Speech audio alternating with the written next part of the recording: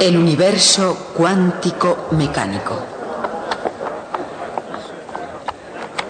Llegamos casi al final de nuestro largo viaje a través de toda la física. Y debo decirles que tengo que hacer una confesión embarazosa. Y es que aún no tenemos todas las respuestas. Sabemos que en una escala muy pequeña el mundo está gobernado por las leyes de la mecánica cuántica. Y también sabemos que a escala cósmica muy grande el mundo está gobernado por la teoría general de la relatividad. Cuando esas dos grandes teorías se examinan muy cuidadosamente, se encuentra que no son completamente compatibles entre sí. Y esto significa que aún no conocemos las últimas reglas del juego. Pero mis amigos que trabajan en ese problema son muy optimistas. Presienten que muy pronto tendremos las ecuaciones definitivas que describan todo lo que ocurre en el universo. Podrán suponer que ese será el fin de la física. Cuando llegue el momento en que se hayan escrito las ecuaciones definitivas, todos los físicos podrán hacer sus maletas e irse a casa para hacer algo útil, como arreglar un grifo o algo por el estilo. Imaginen lo que tendríamos que hacer si tuviéramos esas ecuaciones definitivas del universo. Presumiblemente serían ecuaciones muy difíciles, probablemente ecuaciones diferenciales. Y no sería posible escribir todas las soluciones tan solo con lápiz y papel. Se necesitaría un ordenador muy grande. Un gran ordenador que arrojaría una inmensa cantidad de datos. Una información que nos daría todas las posibles soluciones a esas ecuaciones definitivas. Y ese sería verdaderamente el fin de la física, porque tendríamos todas las soluciones de las ecuaciones definitivas del universo. Bien, el hecho es que todo eso no nos serviría para nada. Porque esas soluciones serían necesariamente al menos tan complicadas como el propio universo. Y para eso ya tenemos el universo. No aprenderíamos nada absolutamente con todo eso. La verdadera tarea de los físicos no es descubrirlo todo. La verdadera tarea es entenderlo. Es averiguar cómo unas cosas están relacionadas con otras. Es desarrollar una forma de intuición adiestrada que nos permita comprender en cualquier fenómeno dado lo que es importante y lo que no lo es. Lo que queremos saber es por qué las cosas funcionan del modo que lo hacen. En la física la mayor parte del trabajo, no piensen que consiste en encontrar cómo funciona todo. Consiste en hacer lo contrario exactamente. En ir separando lo sencillo de lo complicado. En hacer aproximaciones. En hacer estimaciones. En profundizar a través de las dificultades para llegar a dominar las características esenciales de cualquier fenómeno dado. Hoy echaremos una mirada atrás una vez más para ver cómo se ha realizado todo esto.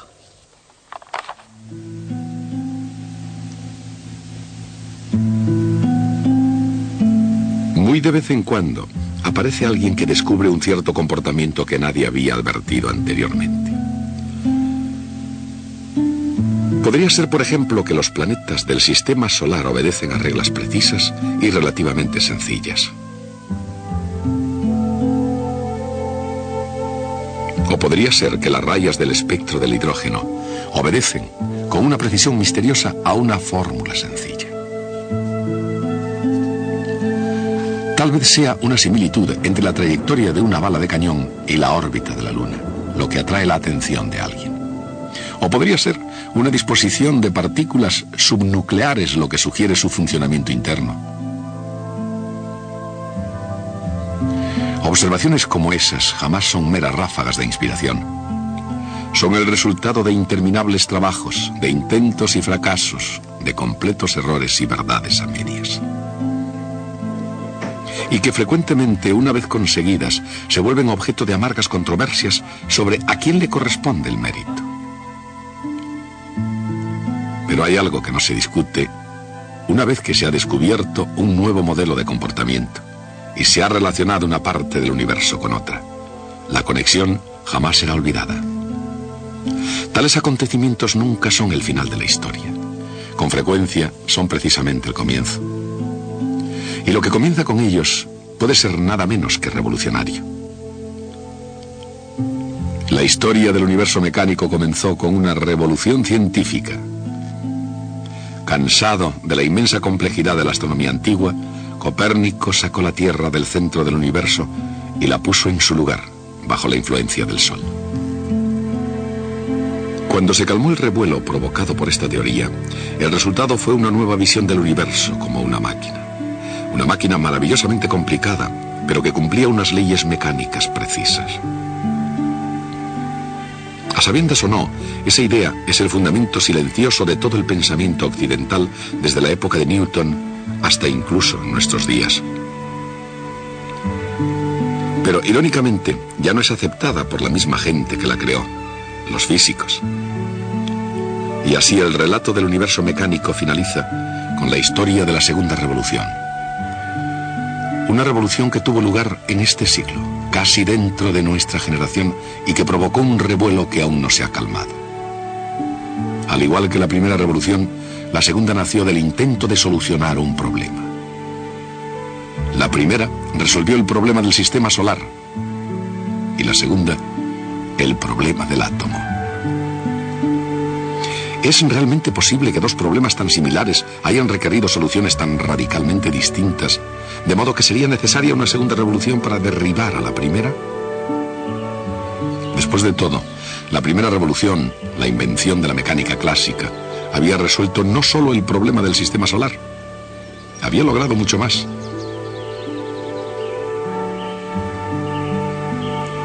Para empezar, parecía reducir todos los fenómenos de los cielos y de la tierra a la única ecuación. Una ecuación vectorial, para ser más exactos. Una ecuación diferencial vectorial. Pero dentro de su ámbito contenía las respuestas a una asombrosa variedad de preguntas. ¿Cuál es el principio para que un reloj vaya bien de hora? ¿O el secreto de seguir una trayectoria infalible? ¿Por qué las olas del océano rompen en una playa? ¿Y por qué un puente sólido se puede derrumbar? Con respuestas a preguntas como esas, parecía que la propia mecánica clásica era una estructura que jamás se derrumbaría. En lugar de eso, que inspiraría y guiaría la exploración de nuevos campos.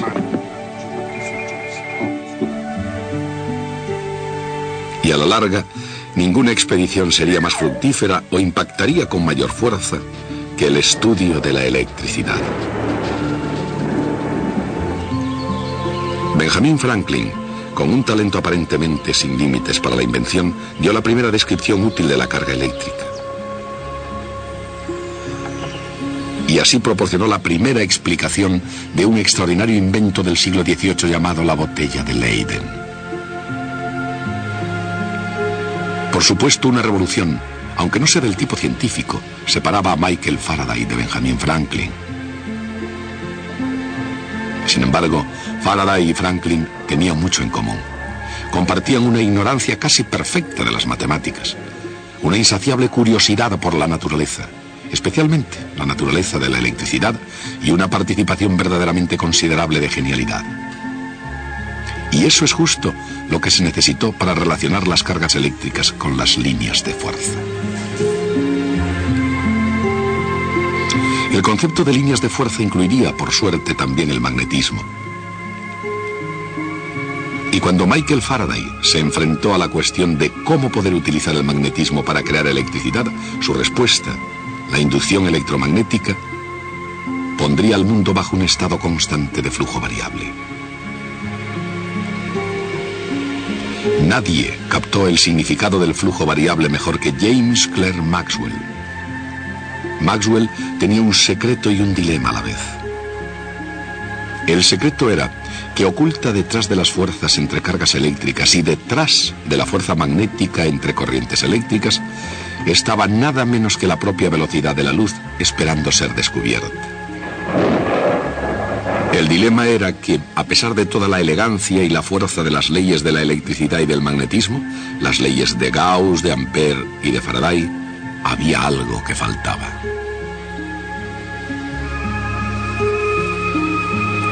Cuando James Clerk Maxwell suministró la pieza que faltaba, la idea de que un flujo eléctrico variable podría producir un campo magnético, no solo había iluminado todo el espectro electromagnético, había completado la ciencia de la electricidad y el magnetismo.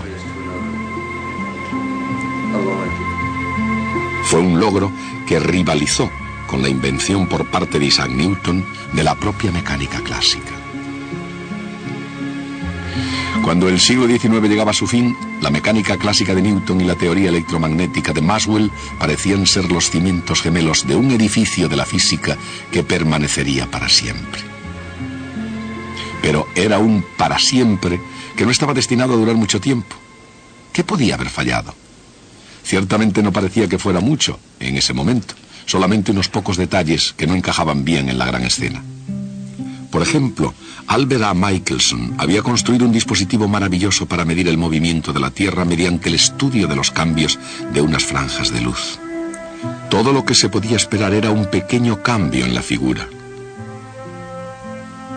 Pero cuando Michelson giró su interferómetro en el viento del éter, en lugar del pequeño cambio que esperaba, no se produjo absolutamente ninguno.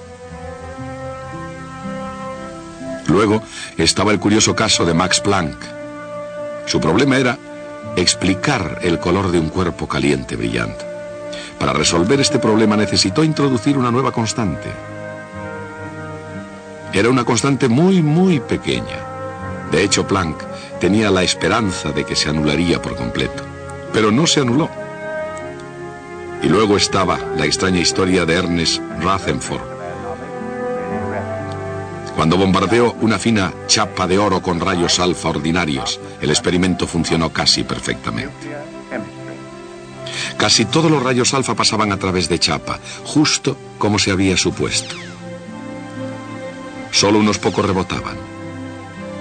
Pero, ¿cómo podía ser eso? Ni tan siquiera uno debería rebotar. Partiendo de esos comienzos modestos surgió la nueva revolución y nadie jugó un papel más importante que el joven Albert Einstein. En el mundo de la física, el año 1905, año en el que el joven Einstein presentó su tesis doctoral, será recordado a la par que el año 1665. Año en el que el joven Isaac Newton huyó a Lincolnshire para escapar de la peste que asolaba Londres y completó lo que fue quizás su trabajo más importante. Pero a diferencia de Newton, que utilizaba su pacífico retiro para encontrar las respuestas a las revolucionarias preguntas del pasado, Albert Einstein, en 1905, hizo descubrimientos que hicieron poner en marcha la nueva revolución. El problema del interferómetro de Michelson podía resolverse, como demostró Heinrich Lorentz, si diferentes observadores medían diferentes tiempos y diferentes distancias. Pero Albert Einstein fue más lejos combinando espacio y tiempo en un continuo sin fisuras. Y la teoría especial de la relatividad de Einstein de 1905 fue solo el primer paso, no el último. Pretendiendo explicar el viejo misterio de la ley de la caída de los cuerpos, Einstein concluiría más tarde que el propio espacio, o más bien, el propio espacio-tiempo estaba curvado, dando así un nuevo giro a la ley de la inercia, una nueva explicación de la fuerza de la gravedad y una nueva teoría del cosmos. Pero nos estamos adelantando en nuestro relato. Volvamos a 1905. Albert Einstein también se dio cuenta de que tenía un modo de explicar algo llamado efecto fotoeléctrico. ¿Por qué la luz ultravioleta descargaría una placa metálica cargada eléctricamente? Lo haría si la luz llegaba en paquetes cuya energía dependiera de la frecuencia, de acuerdo con la fórmula de Max-Planck. La idea puede haber parecido bastante inocente, pero en realidad no ha habido jamás un manifiesto más revolucionario. Un siglo antes, Thomas Young había sido el primero en justificar el fenómeno de la interferencia, probando de una vez por todas que la luz era una onda.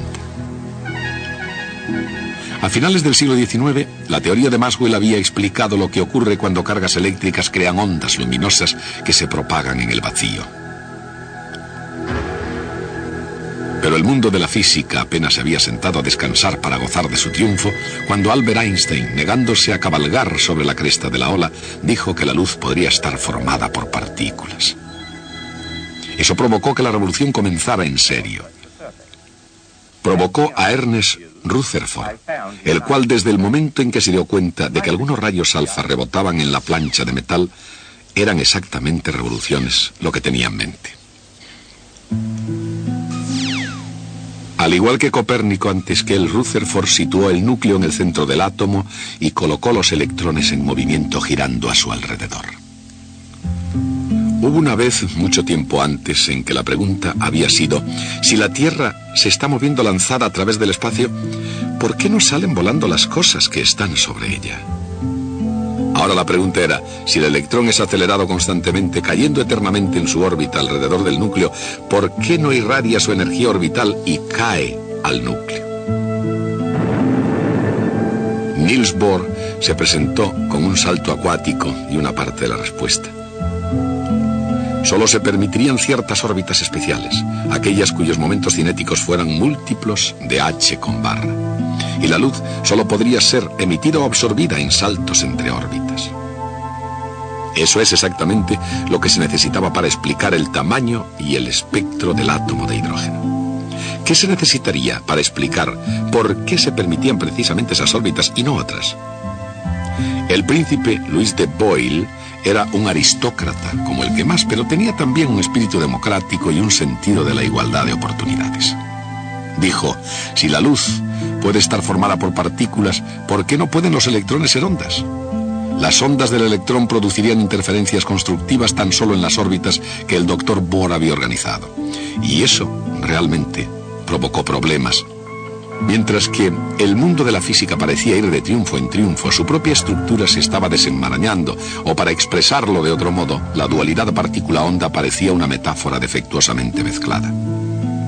Indudablemente, las ondas de diferentes longitudes podrían combinarse en un paquete o en un bulto vagamente parecido a una partícula, pero entonces ésta ni siquiera tendría una cantidad de movimiento definida. A su debido tiempo, esta extraña idea no solo llegaría a ser aceptada, sino que se conocería como el principio de incertidumbre de Heisenberg. El principio del profesor Heisenberg describía en términos generales las nuevas leyes de la física. Los detalles se podrían encontrar al resolver una nueva ecuación dada por Erwin Schrödinger. Y cuando se resolvió esa ecuación, ofreció una imagen del átomo que iba más allá de la imaginada por Niels Bohr.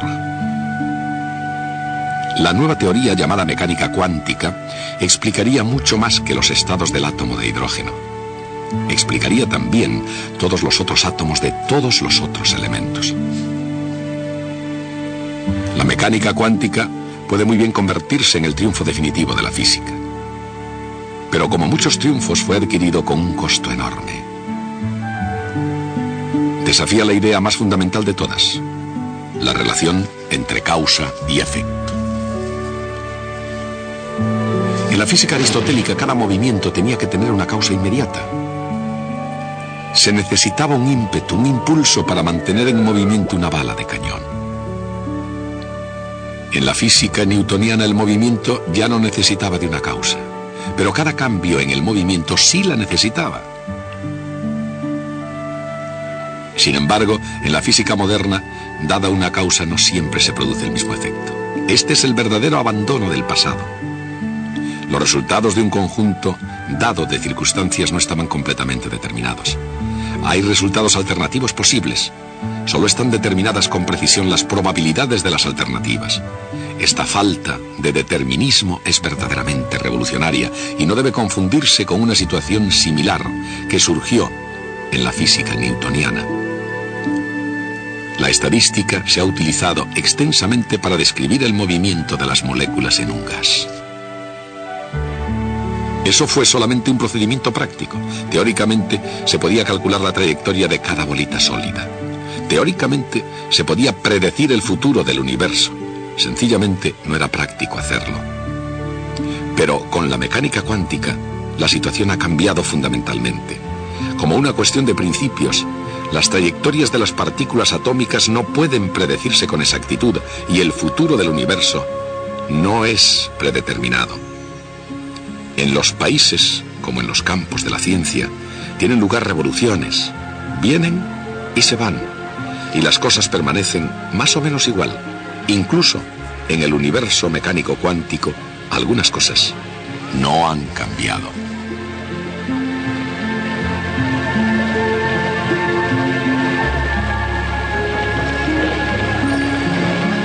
La energía se conserva, como siempre lo hizo. Y así la cantidad de movimiento. Y también el momento cinético. De hecho, esas mismas ideas residen en el propio corazón de la física moderna. Por ejemplo, en la teoría de la relatividad se conserva la cantidad de movimiento, aun cuando eso signifique que la masa debe aumentar con la velocidad.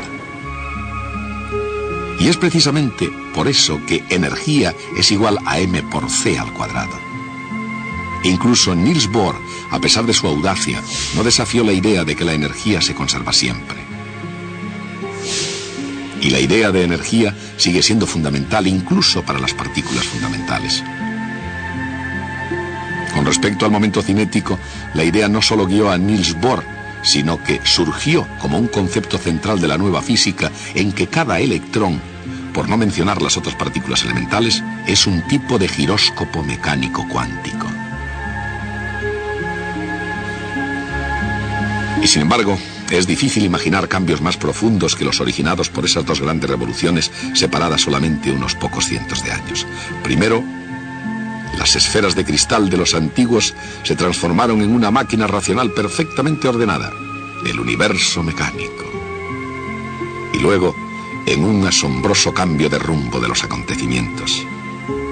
El tiempo y el espacio, la materia y el movimiento, los émbolos y engranajes propios de la gran máquina, se hicieron irreconocibles.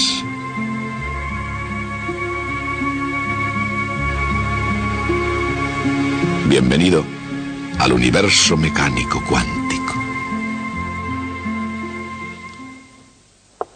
Bueno, este es el momento que todos estaban esperando.